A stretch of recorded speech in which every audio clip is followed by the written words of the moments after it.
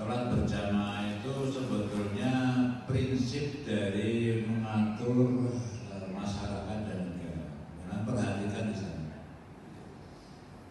Pemimpin tahu cara Islam atau syariat sholat, itu ngerti, jamaahnya pun tahu bagaimana syariat sholat.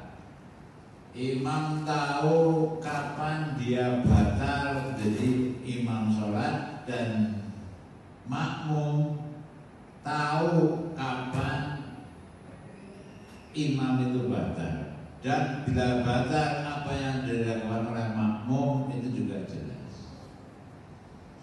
Jadi kalau kita melihat posisi sebagaimana sholat berjamaah, itu posisinya seluruhnya baik imam ataupun makmum, mereka adalah hamba Allah. Itu posisinya. Sehingga karena dia hamba Allah, maka dia harus taat kepada yang dihambai. Siapa? Allah. Sehingga aturan-aturannya tentu sholat tidak seenaknya sendiri. Mari sebagai mungkin jamaah masjid kita pakai cara demokratis. Berapa rakaat untuk subuh? Cari yang suara terbanyak misalnya. Ya nggak bisa. Itu demokratis. Atau kemudian dikatakan wah ini suaranya bagus imamnya, tapi yang dilafalkan bukan Fatihah. Itu yang dinyanyikan Indonesia Raya misalnya, dibatal jadi imam. Nah demikian pula di dalam hal ini dalam bernegara, jangankan hal yang besar membangun negara, mulai dari bangun tidur itu sudah ada Allah atau Islam mengaturnya.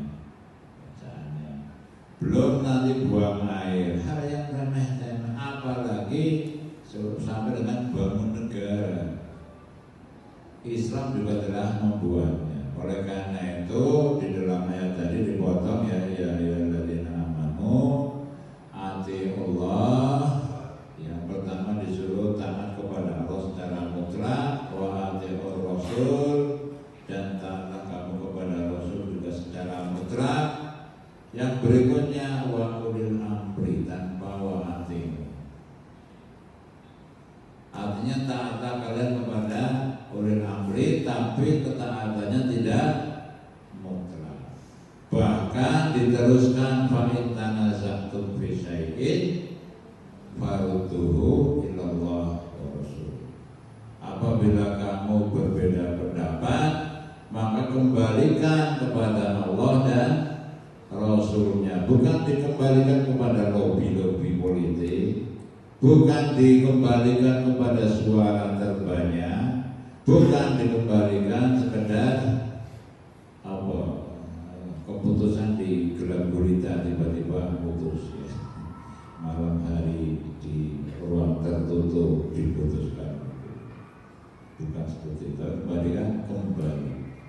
Sehingga kemudian ketaatan ini adalah ketika sang pemimpin itu yang, nah ini juga kembali lagi, kita ketika Allah memerintahkan sesuatu atiullah wa atiur rasul wa ulil amri, maka berarti kita pun diwajibkan untuk mengadakannya, mewujudkannya ulil amri tersebut.